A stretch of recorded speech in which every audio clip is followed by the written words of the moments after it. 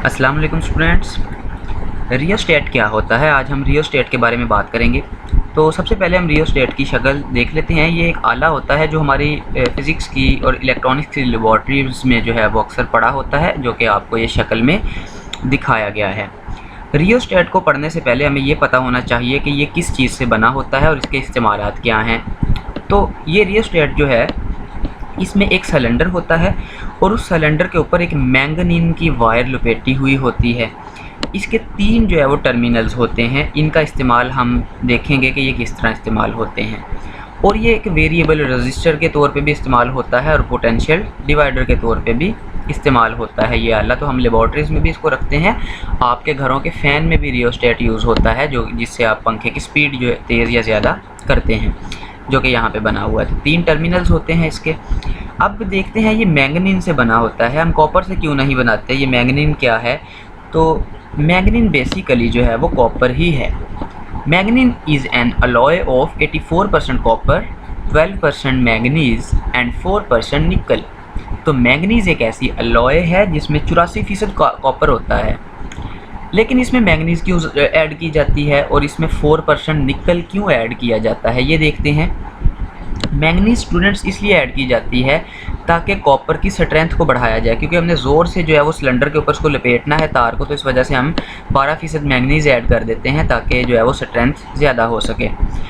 दूसरा है कि अब निकल क्यों ऐड की जाती है? तो निकल इसलिए ऐड की जाती है क्योंकि नीचे इंसुलेटिंग सिलेंडर है, तो निकल जो है वो ये जंग लगने से रोकती है। तो इस वजह से हम जो है वो एक अलॉय बना लेते हैं। केमिस्ट्री में आपने पढ़ा होगा अलॉय क्या होती है, जो 2 या 2 से ज़्यादा मेटल्स से मिलके बनने वाला जो एक मिक्सचर है उसे अलॉय बोलते हैं। तो ये 4% जो है वो निकल इसमें शामिल होता है। तो कॉपर जो है वो कंडक्टर है, ज़ाहिर बात है बिजली तो गुजारनी ही है।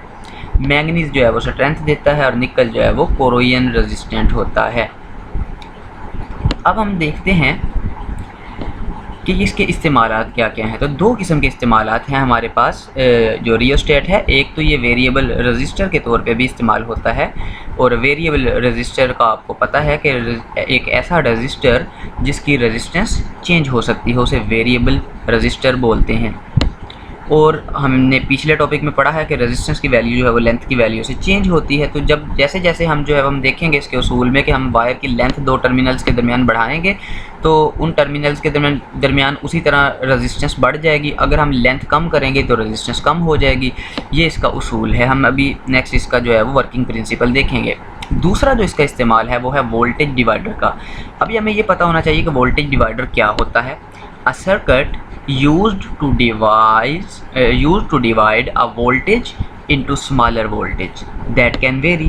कोई भी ऐसा सर्किट जो है वो जो बड़े वोल्टेज को छोटे वोल्टेज में तकसीम कर दे और हमारी मर्ज़ी का हमें छोटा वोल्टेज मिलेगा, तो उस सर्किट को हम कहते हैं वोल्टेज डिवाइडर। मिसाल के तौर पे आपके पास अगर 220 वोल्ट हैं पीछे और आपको जो है वो आगे कभी 5 वोल्ट चाहिए, कभी 7 वोल्ट चाहिए, तो आप एक वोल्टेज डिवाइडर लगा दें दरमियान में, तो आपको जो है वो वोल्टेज डिवाइड हो जाएगा।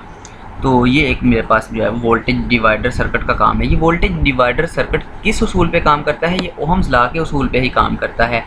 भाई देखें, अगर मैं रेजिस्टेंस को चेंज करूं तो वोल्टेज भी चेंज हो जाएगा। तो ये जो है वोल्टेज डिवाइडर ओहम्स लॉ के उसूल पे ही काम करता है। अब हम देखते हैं कि ये जो हमारे पास रियोस्टेट है ये कैसे काम करता है। तो उसके लिए आपकी बुक में बहुत अच्छी फिगर्स हैं, हम उनको एक्सप्लेन करते हैं। ज़रा देखिए, ये मेरे पास रियोस्टेट है, मैंगनीन की वायर से बना हुआ है। सिलेंडर के ऊपर एक मैंगनीन की वायर लपेटी हुई है और इसकी एक रेजिस्टेंस भी होती है। देखें, इम्प्योरिटी ऐड करने से रेजिस्टेंस बढ़ जाती है। वैसे कॉपर की रेजिस्टेंस कम होती है, हमें यहाँ पे इन 2 टर्मिनल्स के दरमियान रेजिस्टेंस भी चाहिए। तो इसी वजह से भी हमने जो है वो इसके अंदर एक अलॉय बना दिया था, मिक्सचर बना दिया। जब कॉपर जो है वो प्योर नहीं रहता तो उस वक्त जो है उसकी रेजिस्टेंस भी ज़्यादा हो जाती है। अब मेरे पास 3 टर्मिनल्स हैं, 1, 2 और ये 3, यानी कि A, B और C जो, और एक मेरे पास यहाँ पे स्लाइडिंग कॉन्टैक्ट है। एक जो है वो सिरा है जो इधर उधर मूव कर सकता है, और इस स्लाइडिंग कॉन्टैक्ट को टर्मिनल C का नाम दिया गया है। अगर तो मैं एक तार यहाँ लगा दूँ और एक तार B पे लगा दूँ तो मैक्सिमम रेजिस्टेंस जो है वो हमारे सर्किट में दाखिल हो जाएगी। जैसे कि यहाँ से करंट आ रहा था, मैंने A और B एक रेजिस्टेंस लगा दी, लेकिन ये रेजिस्टेंस चेंज नहीं हो सकेगी। लेकिन अगर मैं अपने सर्किट के दरमियान एक तार जो है वो यहाँ पे सर्किट की लगा दूँ अपने, यानी कि मैंने पंखा चलाना है और वो पंखे वाली तार जो है वो एक मैं यहाँ लगा दूँ, और एक सी पे लगा दूं। अब आप देखें कि ये तार जो पंखे की तरफ जा रही है, पंखे और इस जो है वो वोल्टेज सोर्स के रास्ते में आपके पास एक स्लाइडिंग कॉन्टैक्ट आ गया। अगर मैं इसको इधर को मूव करूंगा तो पंखे के दरमियान और इस हिस्से के दरमियान रेजिस्टेंस कम हो जाएगी, और अगर जो है वो मैं इस स्लाइडिंग कॉन्टैक्ट को इस तरफ मूव करूंगा तो रेजिस्टेंस ज़्यादा हो जाएगी। ऐसा क्यों होता है? आपने पढ़ा है कि रेजिस्टेंस लेंथ के डायरेक्टली प्रोपोर्शनल है। मेरे पंखे की तार यहाँ से आके दोबारा यहाँ से जा रही है। अगर मैं स्लाइडिंग कॉन्टैक्ट को इस तरफ कर दूं तो ये स्लाइडिंग कॉन्टैक्ट यहाँ तक तार को लपेट देगा। ये तार जैसे जैसे कॉन्टैक्ट इधर मूव करेगा तार कम होती जाएगी यहाँ पे, यानी कि ये इस वाली तार को नहीं लगेगा, इस इतनी सी तार को लगेगा। तो ज़रा देखें वायर की लेंथ यहाँ पे कम है, तो करंट इधर से आएगा, थोड़ी सी लेंथ में से गुजर के स्लाइडिंग कॉन्टैक्ट में दाखिल होगा और आगे चला जाएगा। तो पंखे के दरमियान और इस टर्मिनल ए के दरमियान जो रेजिस्टेंस है वो क्या हो जाएगी? कम हो जाएगी। तो रेजिस्टेंस कम होने से पंखा तेज़ हो जाएगा। ये हम जो है वो रियोस्टेट ही इस्तेमाल करते हैं, जिसे आप रेगुलेटर भी बोलते हैं। इसी तरह अगर मैं इस कॉन्टैक्ट को इधर को कर दूं तो अब ज़रा देखें, करंट यहाँ आएगा, उसने पंखे में जाना है तो वो बहुत लंबी तार में से गुजरेगा और फिर जो है वो पंखे में जाएगा। तो अब पंखे की स्पीड क्या हो जाएगी? स्लो हो जाएगी। तो ये तो रियोस्टेट का इस्तेमाल था एज अ वेरिएबल रजिस्टर, यानी कि ये सिर्फ़ और सिर्फ ए और सी टर्मिनल के दरमियान लेंथ है। अगर आप लेंथ को बढ़ा दें तो ए और सी के दरमियान रेजिस्टेंस ज़्यादा हो जाएगी, अगर आप लेंथ को कम कर दें तो ए और सी के दरमियान रेजिस्टेंस जो है वो कम हो जाएगी। हमने कहा था कि ये तो एक यूज़ हो गया रियोस्टेट का। रियोस्टेट का एक और भी यूज़ है और उसे हम कहते हैं कि वोल्टेज डिवाइडर। मैंने आपको डेफिनेशन बता दी थी कि a voltage divider is a circuit that divides a larger voltage into a smaller voltage. और ये स्मॉलर वोल्टेज हमारी मर्ज़ी का होगा, हम उसे चेंज भी कर सकते हैं। शक्ल के अंदर जो है वो ज़रा देखें, रियोस्टेट की दूसरी शक्ल बनाई गई है। रियोस्टेट के 3 टर्मिनल्स होते हैं, ए, बी और ये सी। अगर मैं ए और बी को एक बड़ा वोल्टेज दे दूं, यानी कि जिस वोल्टेज से हमने एक छोटा वोल्टेज डिवाइड करना है, हम जो है वो बड़े वाला वोल्टेज रियोस्टेट के ए और बी टर्मिनल्स पे लगा देते हैं। अब मेरे पास जो है वो जहाँ से मैंने वोल्टेज जो है वो डिवाइड करना है, उस वाले हिस्से को मैं सी टर्मिनल पे जोड़ दूंगा, यानी कि यहाँ पे मैंने एक वोल्टेज लेना है। ठीक है, तो अगर मैं सी टर्मिनल को ऊपर की जानिब मूव करूँ यहाँ इस तरफ, तो आप ज़रा देखें ये मेरे पास बी और सी के दरमियान रेजिस्टेंस ज़्यादा हो जाएगी, और ओहम्स लॉ के मुताबिक जब रेजिस्टेंस ज़्यादा होती है बी और सी के दरमियान, तो बी और सी के दरमियान वोल्टेज भी ज़्यादा आएगा। अगर आप इस सी को ए पे ले जाएं तो फिर बी और सी के दरमियान वोल्टेज कितना आएगा? जितना वो पूरे का पूरा फुल वोल्टेज था। लेकिन अगर आप इस सी को यहाँ पे ले आएँ तो ज़रा देखें, पूरा वोल्टेज फिर इन दो सिरों के दरमियान नहीं आएगा, इन दो सिरों के दरमियान बहुत ही कम वोल्टेज आएगा। यानी कि आप इस वोल्टेज को अपनी मर्ज़ी की किसी भी वैल्यू में डिवाइड कर सकते हैं। इसी को हम कहते हैं ये वोल्टेज डिवाइडर है।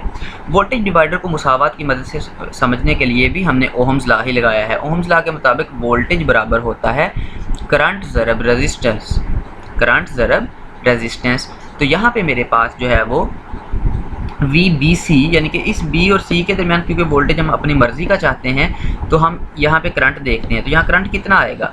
यहाँ पे करंट आएगा जी, आपको पता है V = IR होता है। तो यहाँ पे करंट आपके पास आएगा I = V/R। ये वाला वोल्टेज V/R, आप ओहम्स लॉ से करंट निकाल सकते हैं, जो कि आपके पास होगा V/R। तो करंट की जगह मैंने लिख दिया V/R। अब आप ज़रा देखें, ये B और C के दरमियान रेजिस्टेंस को स्मॉल r से ज़ाहिर किया गया है, और A और B के दरमियान रेजिस्टेंस को कैपिटल R से ज़ाहिर किया गया है। तो फिर रेजिस्टेंस BC की कितनी होगी? स्मॉल r होगी। ज़रा देखें, तो ये मैंने यहाँ पे वैल्यूज़ पुट कर दी। हम उसी चीज़ को दोबारा एक और मुसावात की मदद से समझ रहे हैं। तो मेरे पास क्या आएगा? ये R को आप इधर ले आए, small r over capital R = multiplied by V। So VBC = small r over capital R multiplied by B। अगर स्मॉल r बढ़ता बढ़ता कैपिटल R के बराबर हो जाए तो VBC टोटल बैटरी का वोल्टेज B और C के दरमियान भी आ जाएगा। यानी कि अगर आप इस स्लाइडिंग कॉन्टैक्ट को यहाँ ले जाएं और फिर तो मेरे पास कैपिटल R और स्मॉल r बराबर हो जाएंगे।